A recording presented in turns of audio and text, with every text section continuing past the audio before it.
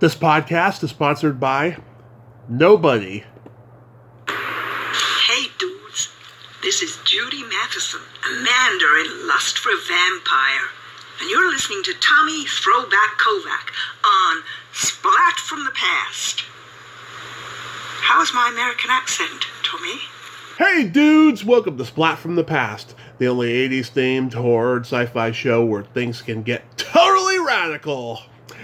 Now, I am so excited for today's guest because I will be talking to a legend amongst legends, the iconic Caroline Munro. Oh my god, you all know her from such cult classics as The Golden Voyage of Sinbad, Dracula A.D. 1972. Her picture was in the Mr. Phibes movies. Oh my god, she'll be my first Bond villain girl ever. She was in The Spy Who Loved Me, in Star Crash, Maniac, the last horror movie, Slaughter High. She was even in Adam Ant's Goody Two-Shoes video, which I used to see on VH1 back in the day. And I am so happy for this interview. I got in contact with her manager/assistant, Jane, to set this up, and I am so excited. I mean, she's one of the most beautiful women that England has ever produced.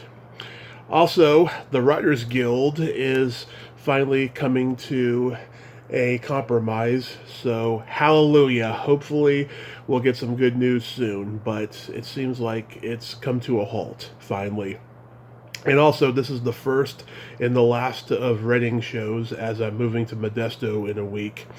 And it's bittersweet, as I've said before, and hopefully I've made a great decision, and hopefully it'll be fun. It'll be much better than up here. So yeah, here is my interview with Caroline Munro.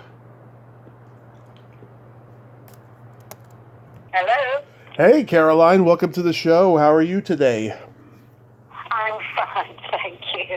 Yes, it's 6 o'clock here. Must be very early for you in the morning, isn't it? Oh yes, it's 10 a.m. over here. Oh, okay. Yes. No, I was still at the cinema when you phoned before. Yeah. Anyway, yes, good to talk to you. Yes, this is such a great honor. I can't tell you. You're one of the most gorgeous women that England has ever produced, and I thank you so much for taking the time today. Oh, not at all. Not at all. Nice to talk to you. So, going back in time, I was reading that when you were 17, your mom and her photographer friend submitted headshots to the Evening News's Face of the Year contest, and that's where your modeling began for you. It did, actually, yes. It was an art student friend of mine, actually. My mum, my mum didn't know the photographer, but he asked if he could submit the pictures that he'd taken. I was studying art at the college, and he was studying photography, and he just said, could I take a few pictures, which we did, and they had a competition which was set by David Bailey, who was a very big English photographer in the 60s over here. I mean, they're really big. And yes, and by some sort of funny fluke, I seemed to win it. So, and thanks to his photography, the chap that took the picture. But yes, and that set me off on my road, which was interesting because I hadn't thought of doing anything to do with modelling or certainly acting or anything. It hadn't been in my radar at all. I wanted to do maybe something to do with fashion or design or something. So yeah, I felt very lucky. Yeah, but you didn't feel like you were cut out to be an artist. I wasn't good enough, if I'm honest.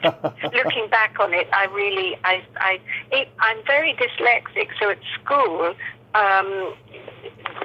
studying was quite hard for me. You know, I could remember poetry, and I was quite good at games, and not too bad at art. So really, I thought art was going to be my thing, but it obviously wasn't meant to be, which is, very fortunate for me that it wasn't meant to be. No, I wasn't very good. My daughters, my girls are very, very good at art. So both of them, design, and one does fine art and one does fashion. Oh, they're very good. Oh, wonderful. How did singing come about for you? Oh my goodness. Well, I was very young then. My father used to travel up. We lived by the seaside in Brighton, which is on the south coast of England. Very nice. And my father used to travel. He was a solicitor, a lawyer. He used to travel up every day with his friend, his best mate, who was head of Decca Records at the time, Steve Beecher Stevens. And they travel up together, and they got to know each other really well. And he knew I sang a little bit in the church choir. On a Sunday I'd do a little tiny bit in the church choir. And he said to my father, do you think she'd be interested to maybe, we're looking for a female singer, because they had Marianne Faithfull. And Marianne Faithfull was doing really well with the Stones, and she, she's a great singer, Marianne Faithfull. Anyway, my dad said, I'll ask her, and my first thought was, no, Dad, I can't sing, I really don't want to do it, but thank you for asking. So eventually, he kind of talked me around to it. He was such a nice man, Steve, head of Decca, and he said, don't worry, he said, if you don't like it, then, nothing will happen with it. But so I found myself with my father outside the door, outside the studio, in Abbey Road Studios. And there was this chap called Mark Wirtz, who was a very big producer. He'd had quite a few big hits, Closer Jack, and in the 60s, quite a few hits.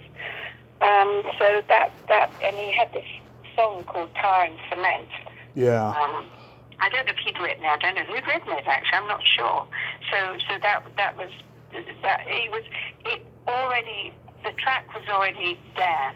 So they'd had the session musicians who, I'm sure you've heard this, but Eric Clapton, Steve Howard, West, Jack Lewis, and Ginger Baker. So they put the backing track, and then all I had to do was try and sing the melody along, the words and the melody, which I did my best. You certainly did. It's a beautiful song, and Pete. That's so sweet. Thank you. Yes, Pete Brown, who co-wrote a lot of Cream songs, he passed away the other day, coincidentally. Oh, I didn't know that. Okay, I didn't know that. Was he English? Yes, he was. Oh, okay. Oh, I didn't know that. Oh, he wrote a lot of Cream songs, or yes. Yeah, he co-wrote a lot of their songs. Like I think he co-wrote "Sunshine in Your Love." Oh, yeah. Peter Brown. Yes, I didn't know that.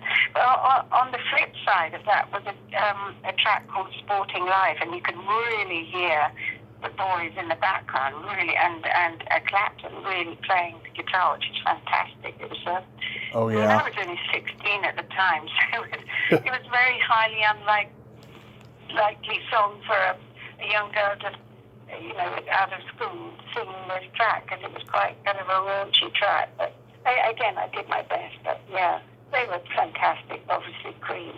Yes, absolutely. I wanted to put my little voice onto their music. So, one of your first movies was you were a guard girl in Casino Royale? Yes, I was an extra. In that film, and that had 5 or 6 directors, and my director was Val Guest, who did my sequence. What they did, they went around London to a lot of the modelling agencies to choose girls that might be suitable to be in outfits and just be an extra in the film, and I was one of the ones that got chosen, along with so many others.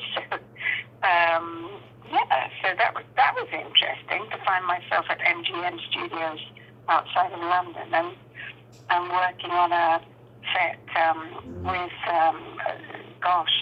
everybody was on it. David Niven, Woody Allen. Oh yeah. Ursula Andrews, Dahlia Larvey, Orson Welles. I mean, extraordinary. Holden, extraordinary people we had on that film. Oh yeah. Do you remember Tracy Crisp? Yes, I do.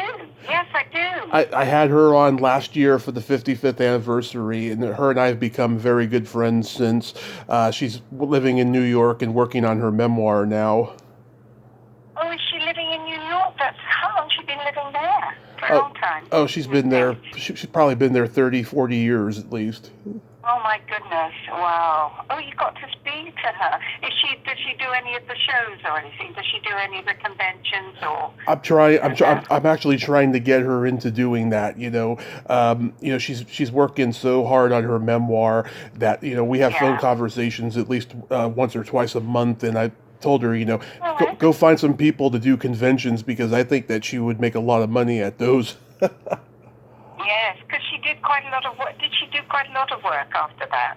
A little bit, yeah, Yeah. up until at least the mid-70s, and then she got out of the business. Yeah. Yeah. Yeah. Oh, that's interesting. Gosh, that's the thing, because you never know who's still around. Yeah. Back in, because that's a long time ago. That's a long time, long time ago. Oh, that's lovely to hear she's there and living in New York and everything. Oh, you're in California, aren't you? Yes, I'm in Yes. California. Yeah, lovely, lucky boy. I love California, but I love New York too. I just like the States. Yeah. There's great shows there. They do such wonderful shows. My stepdaughter lives in Seattle. Mm-hmm. Yeah, that's where my dad lives. Washington. Yeah, my dad lives in Marysville, Washington. Oh, okay, Washington State. Mm-hmm. Yeah. Yeah. Nice. Yeah, it's a beautiful part of the world, isn't it? It is very beautiful. Mm. And then you play Richard Widmark's daughter in A Talent for Loving. How was that? Gosh, I mean, that was something else, really. I think it was my father that was most impressed because he loved Westerns. My dad loved Westerns, American Westerns, Westerns. Yeah. And so when he heard, he said, Caroline, I can't believe that you're going to play his daughter. And I didn't really know him, if I'm honest, particularly at the time. But we did look at some Westerns, my father, and then I said, wow, yes, he's good. So, yeah, I found it extraordinary, really. I couldn't believe I was signed for a year to Columbia. Was it Columbia? Paramount. Paramount. I had a contract. Yes, I had a contract for a year to do the film. And I found it extraordinary because I worked with, yes, he played my father, and we had Topol there.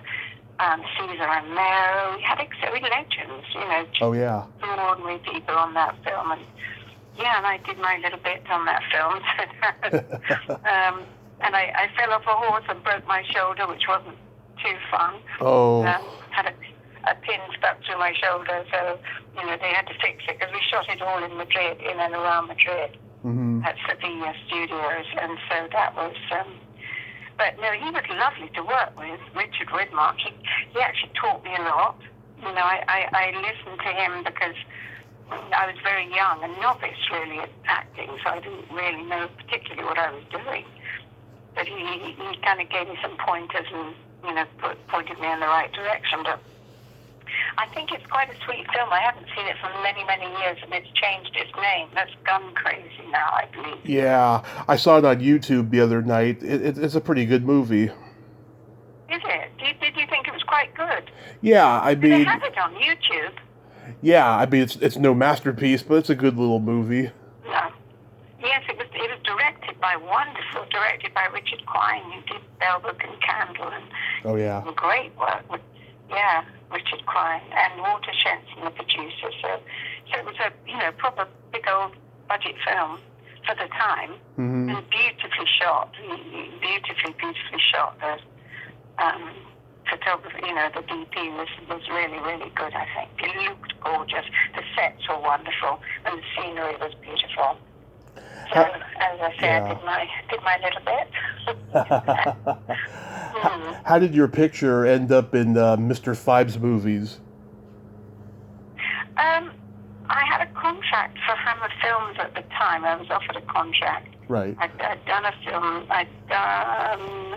Wait a minute. Yes. Had I done Sinbad? No, Sinbad was after. I was seen by... I did a commercial... campaign, and what do you call them, billboards. I did a billboard in England for something called Lamb's Navy Rum, which seemed to be quite successful. It was the billboards, or posters as we call them, were all over the place in England, and it was which one are we talking about? It was the Fives. Anyway, yes. So I was spotted by Sir James Carreras, and I was signed to do 2 films for him, one of which being Captain Cronus Vampire Hunt, and then Dracula A.D. And I was asked to do the film, the play Victoria Fives, by the director Robert Faust, Mm-hmm. And they said, Hammer said, I don't know, she can't have a credit if she does it. And I said, I'd really like to work with Vincent Price. I mean, I knew I didn't have any dialogue in it, but just to be around him and watch him work was a real learning curve. I learned a lot from just watching him and listening to his lovely voice. And he was a lovely man. What a nice man. I've been so lucky with my people I've worked with. He was a delight to work with. So really, it was the picture and me being in it was just I was asked to do it. No credit. I can't even remember if I got paid for it. Maybe not. I don't remember. But Hammer let me out of the contract to do that. And so I did that one, and then I did the other one, The Abominable Dr. Fives, and then Fives Rises again. So, again, extraordinary actors. Joseph Cochran, extraordinary actors I watched work. Oh yeah, you got to work with Christopher Lee and Peter Cushing on Dracula A.D. 1972. Yeah, I did. That was, yes, I had a small part in that. There's Laura Bellows. I loved doing that film. It was such looking back, it wasn't necessarily that well received because it was a new take on an old, Hammer was known for all the beautiful period costumes and sets and everything, and suddenly it was brought up to the 20th century, and so the change was quite dramatic. And I don't know if some people didn't quite get it, but the ones that did and the ones that now love it, get it and understand it. They like the music, Stone Ground, they like the clothes, the fashion, and even the dialogue is quite interesting, some of it.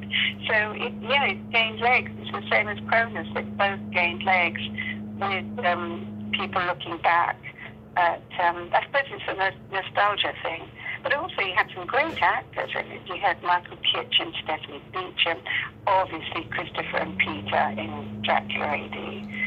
So that starts you off on a really good footing. And we had the wonderful, I think it was Canadian, Alan Gibson. He was an extraordinary director. Oh yeah. I liked him a lot. He was quite he knew exactly what he wanted. He was quite, not fierce, but quite direct. He'd say, yep, don't like that, or do like that.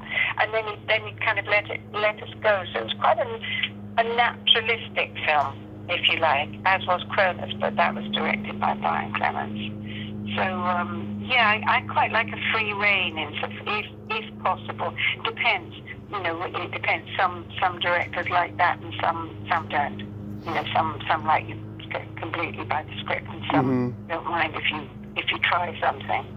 So, I'm not, I didn't go to drama school or do the usual route. I suppose mine was by modelling, so I came through the back door, if you will. Yeah. But, you kind of learn on the job, and you learn on the set. You learn. I'm a bit like a sponge, so I kind of. Well, I hope I'm still learning. One never stops learning. Didn't you turn down to do more Hammer films? Which? Didn't you turn down to do other Hammer horror films? I don't know. I did. I was offered when I was offered the Bond. I was offered Ursa, at the same time in Superman, and that was brilliantly paid by Sarah Douglas. She's a lovely lady, and she did a fantastic job. So I can't. I'm sure there were other films. I'm sure there were. I just can't remember. You're talking about a long time ago. I know. Yeah, and we don't know how accurate. Hazy. Yeah, we don't know how accurate the internet is. So that's what I'm going on. And see, there were certain things. Yeah, there were certain things I just didn't want to do for various reasons. And, I think there were, but I can't remember at the time what they were. But Yes, there were other things. Can you believe it's I been... wanted to try a bit more mainstream, but... Can you believe it's been 50 years since the Golden Voyage of Sinbad? I can't believe it, but I know I'm going up to Edinburgh to meet Vanessa Harryhausen August the 12th. I'm going to be with Vanessa, and they're going to be showing the film, 50 years. They're going to be showing the film in Glasgow, I think, at the cinema, so that's going to be great. I'm looking forward to seeing it on a big screen rather than every Easter they show it over here. Easter or Christmas, they tend to show it, but it's on, on a telly. So to see it on a big screen will be amazing. Yeah, I'm looking forward, and obviously to see Vanessa, because she's just, that's Ray's daughter, by the way, Vanessa. Oh, yes. Yeah, Ray Harryhausen was such a genius. I even interviewed a dancer whose dance moves were inspired by his creatures. I mean, that's how influential he was. Yeah. Who was it that you wasn't? Which dancer was it? A male dancer by any chance? Yes, his name is Michael Chambers. He wasn't one of the ones that was in our because we had several Americans when we did Golden Voyage. We had a dance troupe there. No. No, it wasn't. No, it wasn't him. No, Madrid, so it wasn't him. No. No, he was young at that time. He actually loved that movie. That's why, he was influenced by Ray Harryhausen's creatures. Oh, okay. Yeah. I mean, he was very, very young. The dance troupe was very young when we did that, as was I. But 50 years ago, it's a long time ago. Oh, that's interesting. But so he loved the film. Yeah, absolutely. And the dance moves. That's brilliant. Yeah. So that must have been a physically demanding role. It was quite. Yes, I would say it was because we were on location a lot of the time. Some of the time we were in the studio, but it was quite tough in a way. Not as tough as, say, Star Crash. That was tough. That was sort of 4 months, I think, of quite hard work, I think, really. But no, Sinbad was wonderful, and John Phillips was fantastic as our Sinbad. And Tom Baker, Doctor Who, of course, was our amazing Kura. Yeah. It was great. And then you had Martin Shaw, who's a fabulous actor, played Rashid. Kurt Christian. Yep. Kurt Christian. Yeah. Well, we're meant to be over. I don't know if Kurt's going to be there, but I'm with Patrick Wayne in Atlanta. I can't think what the show, Monsterama, could it be? Mm-hmm. I think it's Monsterama, and they're in October. Nice. Nice. And it's going to be Patrick Wayne, and I'm hoping Kurt's going to be there too, because that would be great if he would be there. I haven't seen Kurt for years. Yeah. Yeah. Did you like the original Sinbad from 1958? Yes. Oh, beautiful. Before I obviously took part in it, I checked up on all the original ones, the ones that have been before. And, of course, the one I love is with the skeletons. They're just unbelievable. I think Ray's work on that particular film, The Skeletons, I just don't know how he did that. I think it's magical, truly magical, really. And he really made... he just made the creatures kind of come to life and gave them character, and he made them live and breathe, and he was just... And of course, back in the day, he did it all by himself. Mm-hmm. Nobody to help him, just by himself. The later one, I think, the Clash of the Titans, I think he got somebody else in because it was a much bigger budget film than ours, obviously, and with many big stars in it. So I think he did get somebody to help him there. But it's all out of his imagination, all of it. And he directed He directed those scenes. Gordon Haskell was the dialogue director, but Ray directed all the special effects scenes after we did the dialogue scenes, and he directed and then put it all together. Genius, absolute genius. And a lovely, modest man, too. Really sweet. You're my second guest from At the Earth's Core. I talked to Kevin Connor a few years ago. Great man. What a lovely... Is he still around, Kevin? Oh, yeah. I think he's still directing. Is he still still directing. Oh, he's such a... If you speak to him, please give him all my best wishes. I sure I'd love will. to see him somewhere, because he obviously he's lived in the States for many, many years now, hasn't he? In California? I think he still is, yeah. Oh, that's amazing. Yes, if you do get to see him or your paths cross, please give him my love, because he was amazing. Lovely, sweet, gentle man. Yeah. Yeah, so that also must have been a demanding role to do, and working with Doug McClure, who was so great. Doug McClure and Peter Cushing, I called us the Three Musketeers. I had to go for drive to the set with a smile on my face, because they were brilliant. Very, very different, both of them. Very different styles of acting. Peter, very old school, and very funny. He was such a sweet... Oh, I love Peter, having worked with him twice, and taking part in This Is Your Life, when he was presented with the book. Genius. Again, it was a joy to work. It was hard work. It was. And a lot of the effects were... because they were practical. Everything was done practically. You didn't have anything with CGI. There's no such thing as CGI. So when you saw the flames and when we were leaping about the place and the flames were there, the flames were there. We did it. We didn't have any... We could have had stunt people, Doug and I, but we chose not to. And some of it was quite warm, let's say, especially with the scenes with the fire. But yes, a joy to work with those two. They were fantastic, really good. And that ending is so sad when he wants to marry you and you're crying because you want to stay. Yeah. I have to stay with my people, though, don't I? Yeah. Really, if you think about it. And as she said, I'd be lost in your world.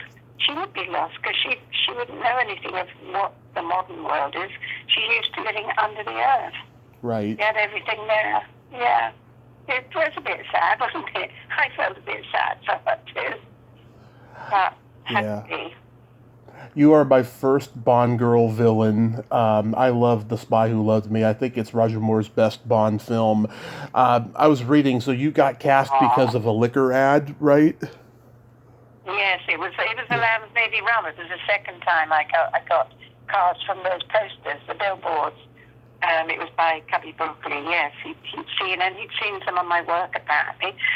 I was lucky, so lucky to be involved in a Bond film. Again, I didn't expect it. I went for the interview and met Cubby, and he'd seen the poster and he'd seen some of the work I'd done. And then that was when I was up for Superman as well, at the same time. Oh. Yes, I was up for the role of Ursa, and my agent said, I said, well, what do I do? I said, what should I choose? Because that, how nice to be up for both. He said, well, my agent Dennis Salinger, he said, I think we know about Bond, so I think you should definitely do the Bond film. So I did.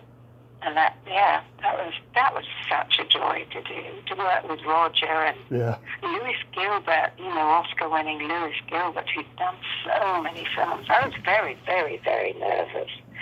But Roger made me feel so comfortable. He was such a sweet, again, very modest, and again, very self-deprecating. He didn't realize how good he was, because he was so good as an actor. And so perfect as Bond. And he always says, apparently he said, that was his favourite film to do. Yeah. That was his favourite Bond. He really hit his stride by then. He knew the character. He knew how he was going to play him. He looked fantastic. He did his stunts. So he's brilliant. Yeah, and a joy to work with, a joy, and as was Kurt, as was Richard Keel. Yeah. Oh, we got on so well. What a lovely... Did you ever meet him? Did you ever meet Richard at all? No, he died just before I started going to conventions, sadly. I would have loved to have met him. What a lovely... And Diane, his wife, they were such... what a great couple. I can't believe... they've been together for always and ever. And very, very family, and he was, And he was super clever. He'd written books, and he was such a clever man, as well as just being delightful and so good at his job, very professional. And we did the shows together. He asked me to go to Vegas with him as well, and we did a Bond thingy, and they were doing. What were they doing? Star Trek, I think, and we were the only two Bond people there. But it was good. It was good. It was at the, I want to say the MGM. I can't even remember which big hotel, but he was there. And again, he was delightful. Always delightful with his fans. Just a Superman to work with. Yeah. Very, very lucky. Yeah, lovely man. So I've always wanted to know, why was your voiceover dubbed by Barbara Jefford? In that one? Yeah. Oh, I have no idea. I think, if you think about it, I think everybody's voice was... No, Roger's wasn't, obviously. Yeah. And Kurt wasn't, but most of the women were dubbed back in the day. I remember speaking to Shirley Eaton, and, everybody. And what was the other lady you did the dubbing? Vanderlee? I have no idea. I have to look it up here. I can't remember. I thought she did all the Bond voices, and Barbara Jefford. I know Barbara Jefford. She's a wonderful actress, but I didn't know. Yeah, I don't know. But I know most of us were dubbed. All of us were dubbed, I think. Maybe Jane Seymour not. I don't know. But most of the Bond ladies were dubbed. I have no idea. Yeah, really, but hey. It happens. Happened in Hammer films. I mean, I wasn't dubbed in mine, but it does happen in Hammer films because mostly they don't have the time. Obviously, with Bond, they had the money, but they didn't have the time to do it. They needed the time, and if you were working, then you couldn't do it. So it was just taken out of your hands, really. It was pretty weird, but pretty funny at the same time. And that classic helicopter chase scene, is just, it kills me. That gracefully sinister smirk on your face, and you're just waving bye-bye. I love that. Yes. Yeah, little do I know, do I? Yeah. Little did I know what's going to happen to me. Yeah, and he's got that great, he says to what's her name, Barbara Bach, he says to her, ever get the feeling someone doesn't like you? Yes, no, it's good. It's interesting, isn't it? Yeah. It is. It's a nice little sequence. That was an afterthought, because they hadn't got any close-ups of me in the helicopter, so I did it with Ernest Day, their second unit director. So Lewis suddenly said, "Oh, we haven't got any shots of her actually in, headshot, shots of her close-ups." So I just went in. We did a couple of hours, and we just did various things, and that's how it came to be. Yeah. So you said Star Crash was a much more physically demanding role, but you got to be a badass. Very hard. You got to be a badass heroine in that movie. How did that feel? Lovely. No, I enjoyed it. I that was great fun to do. I worked with lovely Luigi, who's such a dear friend. He's a lovely, lovely man. I worked with him twice on 2 films, and he was. It was hard, and I remember the first week. It was just myself, Luigi, and the crew, not a huge crew. And we went to somewhere called Camacchio, which is down in the boot of Italy. If you know the shape of Italy, it's kind of like a boot. So it was right down in the swamps.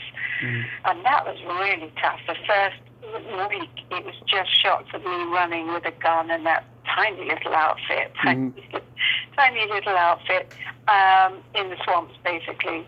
Running to get away from people, and then there was a quicksand scene that was cut. Didn't work so well. And various scenes, so I did a whole week by myself before the rest of the cast and crew joined, before David Hasselhoff and Marjo before. So it was all just me to start off with. So I did get very fit on that film, I must say. David Hasselhoff I enjoyed it very, very much. Yeah, it was the first of 3 movies you did with Joe Spinell. Yes, I know. Well, he was something else, Joe. Yeah. That's one of the best actors I think I've ever worked with. Extraordinary. Talk about living the part, wow. He really... But then he could come out just as quickly. you know, which was great. He didn't. Yes, I suppose he was American method, but he wasn't.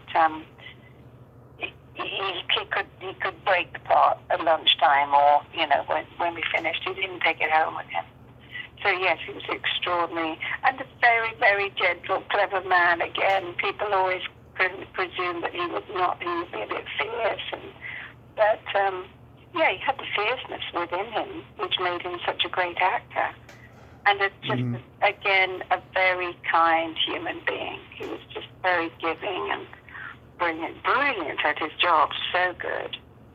How was working with Bill Lustig? That was some lovely man. Go on, sorry. Oh, sorry. How was working with Bill Lustig on Maniac? Well, Bill was great. Obviously, I wasn't the first choice to do it. It was Daria Nicolodi, but she couldn't make it. She was still shooting with her husband, with Dario Argento. Dario Argento. Yeah, she was still shooting, I think, in Italy. And I just happened to be in New York at the time at a Fangoria convention, and Joe was there, so I had worked with Joe on Starcraft, so it was great to see him again. And Bill, he introduced me to Bill and Andy Garoni, who was the producer, and they just said that they were looking for some European, you know, who can maybe play Italian or look Italian a bit, and would I be interested because their leading lady couldn't make it. I said, oh, I don't think so. I've got to go back to England. I've got stuff to do, but thank you for asking me. And Joe just said, listen, he said, just read the script and see what you think. I read the script. I read it that night, I think, in the hotel, and I thought, oh my goodness. This was on a Friday, by the way. Mm-hmm. So I read it the next day, and then we had an afternoon off on Sunday. I was due to fly back on Monday or Tuesday. So on Sunday, Bill said, I want to take you to the cinema down to 42nd Street. We're going to see something called Halloween. Mm-hmm. So would you? I said, yes, I'll come with you. So I went down, looked at this film. So I'd never seen a film like it before. It was really, wow, very different from Hannah, with magnificent Jamie Lee Curtis. And he said, we want that kind of feel. I said, oh, okay. So that's the kind of feel we want, but this is based on a true story. And you know, we think you'd be good for the part. So I read it, and I said, I'm really not sure, you know, what you're looking for, and I'm really not sure. Mm. But anyway, after much cajoling from Joe, he said, please, because we got on so well. You know, we were mates, so we got on really, really well. He said, please do it. He said, you know, I think it would add something different to it, you know, a European person with the American crew and everything. Anyway, I agreed to do it, slept on the script that night, and on Monday morning, we were out in New Jersey shooting the first scene where we're sitting eating. Yeah, and that scene, most of it's totally improvised. I mean, a little bit was okay, you know, but I wasn't rock solid on words or anything. It was a little bit improvised. And it was, interesting. I like that. Go ahead. No, I was just going to say, I learned a lot from Joe. He was very much an improvised, but also a method actor, but very, very much, you know, he'd do things in the shoot that you wouldn't expect, so therefore your reactions were natural, you know, because you weren't prepared for what he was going to do. So, I enjoyed that film. And also I was in New York, which I love New York, so I got to spend quite a bit of time by myself, because they always live in their places, and I was staying in the hotel. And I got to know New York pretty well, and got home in time for Christmas, I think. I think it was shot in the autumn, and got back for Christmas in London. Yeah, you two worked very well together. I like that scene in the last horror film when you're in the shower and he's like breaking the bottle. That's a great scene. Yes. Yeah. Again, a bit improvised, as you can tell. Yeah. He was quite fierce. I was a bit afraid. I thought, okay, right, I'll go with it. He's a wonderful actor. And I felt very safe with him. You know, safe insofar as I knew that he'd do a great job, and therefore hopefully I could rise to the occasion, you know, work-wise. So, yeah. That's a funny movie. Also, Slaughter High is funny too.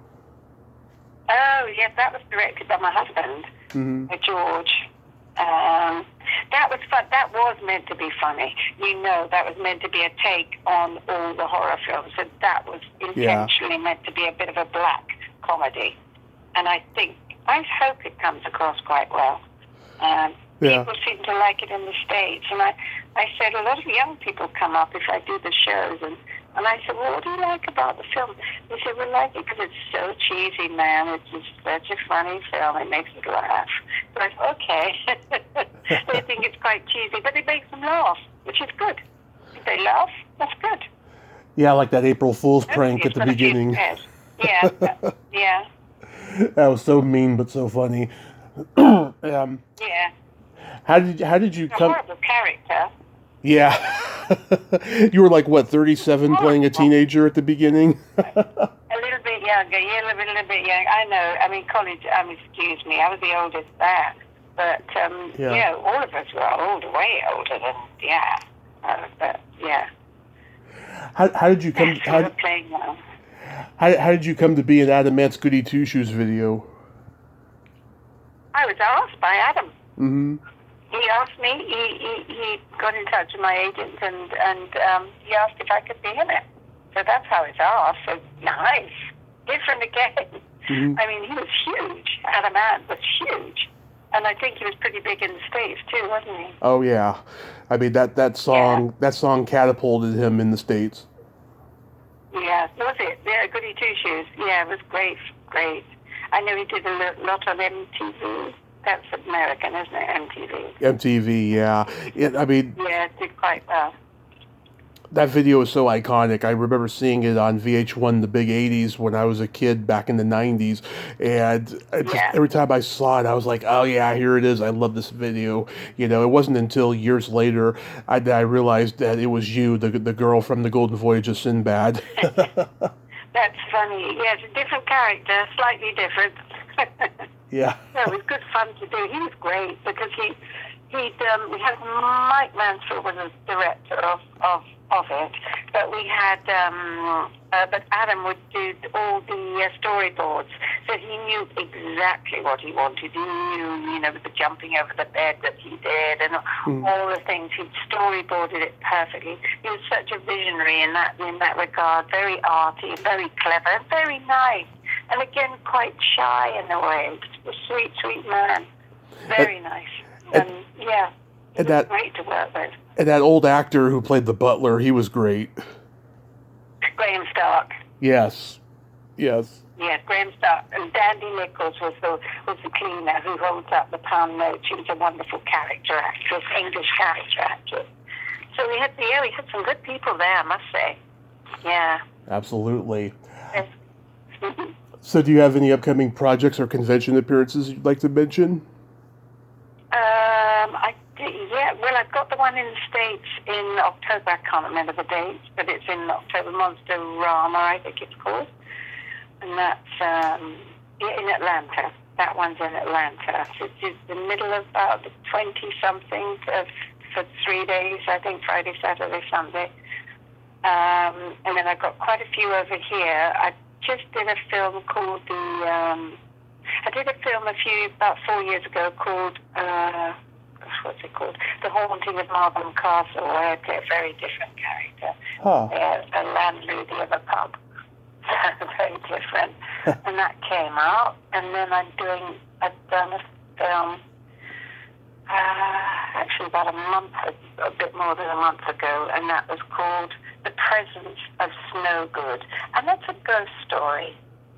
Mm-hmm. A ghost story. And I have a little cameo in that. So I've got several films on the go, possibilities. And a lot of charity events. I do something for Maggie's Cancer Care, which is cancer charity, not government funded, but all people funded, basically. I do that over here, so I work a lot for that. And conventions all over the place. So I've got a lot coming up, really. Mostly in England. But quite a few Bond events too coming up because it's Bond's 60th, so I'm doing quite a lot to do with Bond, which is nice again. Yeah. Various things. And I do something on television every Friday night over here. Mm-hmm. It's Talking Pictures. It's called Talking Pictures. And my segment is called The Cellar Club. So it's all the old black and white, a lot of American films they show. Yeah. It goes from 9 o'clock till about 1:30 or 2 in the morning. And I introduce the films, basically. Nice. I'm learning a lot about, old films. Oh, that's wonderful. We need more of those because, we live in this age now where the young people are not educated and they have all this technology, but they don't use it. And so we need people like you introducing the old films. That is so great. Yeah, exactly. They're starting, and I'm sure they do a lot in the States, they're starting to show, at JoJo's Cinema, with the one that I was at this afternoon. They had a whole Marilyn Monroe season. They've had a month, and then they had a whole Audrey Hepburn season, and next month I think they've got musicals. So they show on the Mondays for over 55. They show all the old black and white films, all the old musicals. So it's that, and a lot of the cinemas are doing that over here because it has a huge audience. And a lot of young people are now starting to come. They're starting to realize, especially young filmmakers. Mm-hmm. They're starting. We had actually Oliver Stone came to my daughter's cinema. Nice. The film. Can't think. Recently, he came over about, I think, just after Christmas actually, and they showed one of his films there, and he did a talk there. So, and Spielberg, they showed the Fableman. They showed that there at the cinema. So it's one of the oldest cinemas. It was the Lumiere Brothers Cinema, it's in Regent Street in the centre of London. And it was the Lumiere Brothers started, and it was in 1910, I think they were there. So it's one of the oldest cinemas in England, in the UK. Mm-hmm. It's fabulous. It is. And how's your health these days?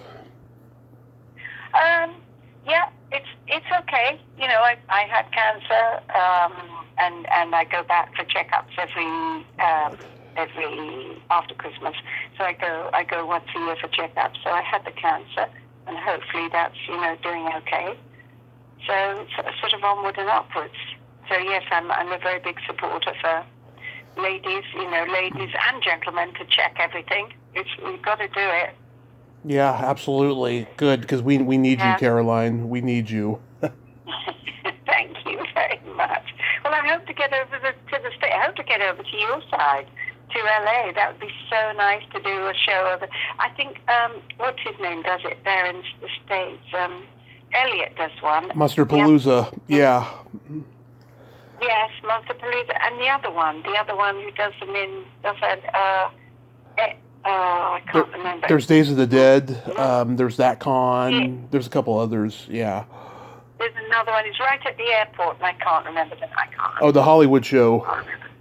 The Hollywood show. Love that. Yeah, love that show.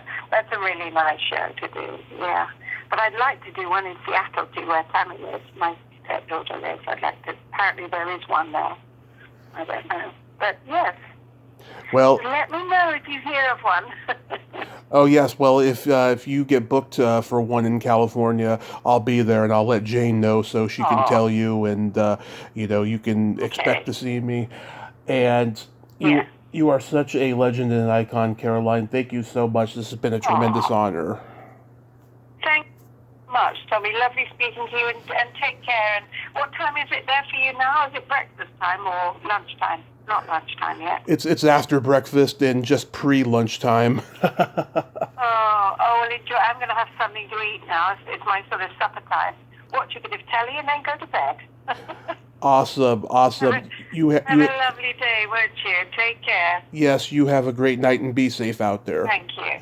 Thank you very much. Thanks, Tommy. Take care of yourself. Bye-bye. Thank you. Bye-bye. Well, there you have it. Caroline Munro. Ain't she a sweetheart? Oh my God, what a great lady. Oh my God, she's so classy, so British. I love her. I hope I get to meet her at a convention in the future, and I hope all of you do too. Well, until next time, this is Tommy Throwback Kovac saying, there's no shame in living in the past, because the present sucks. Later, dudes.